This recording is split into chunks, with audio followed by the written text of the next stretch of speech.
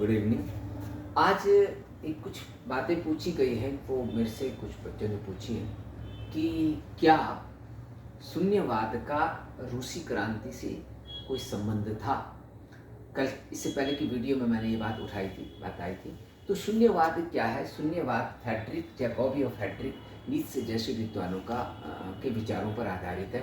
और Frederick Nietzsche के बारे में मैंने आपसे बताया था कि उनकी किताब बहुत चर्चित रही है, डेथ ऑफ द गॉड। तो जो शून्यवाद है वो ये कहता है कि वो सभी नैतिक और धार्मिक मूल्यों को रिजेक्ट करता है, अस्वीकार करता है और कहता है कि जीवन अर्थहीन है, इसलिए नैतिक और धार्मिक मूल्यों का कोई महत्व नहीं है, कि जीवन ही महत्वहीन है, इसलिए वो धार्मिक और जो नैतिक मूल्य है उनका विरोध करते हैं, शून्यवादी।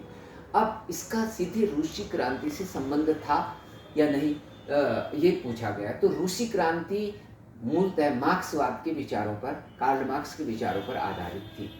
कार्ल मार्क्स के विचारों में 5 महत्वपूर्ण बातें थी। सबसे पहले क्लासलेस सोसाइटी, क्लास स्टेटलेस, दूसरा स्टेटलेस सोसाइटी। तीसरा था कि क्लासलेस सोसाइटी बनाने के लिए हमें जो है क्लास कॉन्फ्लिक्ट करना पड़ेगा, वर्ग संघर्ष, ठीक, वर्ग विहीन राज्य, राज्य विहीन समाज, स्टेटलेस सोसाइटी, वर्ग विहीन समाज और वर्ग संघर्ष। और इसके अलावा बुर्जुआ वर्ग और सर्वहारा वर्ग में से बुर्जुआ वर्ग को समाप्त करना, सर्वहारा वर्ग की या आपका प्रोलेटरियन क्लास की सत्ता स्थापित करना।